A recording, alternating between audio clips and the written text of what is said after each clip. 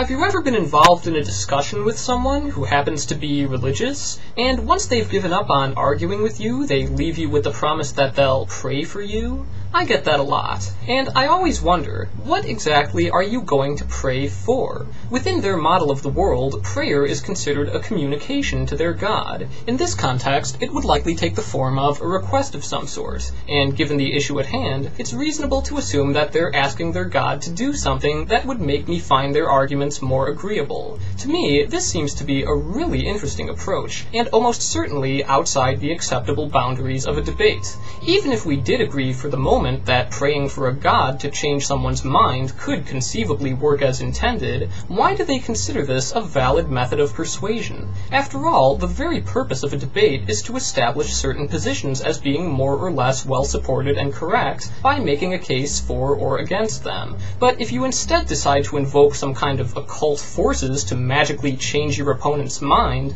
that doesn't count as an argument. Even if such a tactic did somehow succeed, it still wouldn't make you right, and it's not fighting fair. If I sprayed a mist of nanomachines in your face prior to a debate that would subtly rewire your brain so that you agree with everything I say, that doesn't mean I won, and it doesn't mean I'm correct. You see, unlike those of you who ask your gods for help, I'm certainly not going to try and put a hex on you so you'll think I'm always right. My argument stands or falls on its own merits. Either I make my case, or I fail. And if you have to resort to tagging in a supernatural entity to convince someone for you, then isn't that just a concession that your own arguments are inadequate and can't stand on their own? Beyond that, it's also flagrantly disrespectful that you would even attempt something like this, regardless of whether it works or not. Sincerely praying in this manner means that you're making an honest effort to override the intellectual autonomy of anyone who disagrees with you. Even if your model of the world is inaccurate, even if there is no God to do your bidding, it's still very unsporting of you. We do not live in the Harry Potter universe. You do not get to cast the Imperious Curse on everyone who doesn't share your views. If you are interested in having a discussion,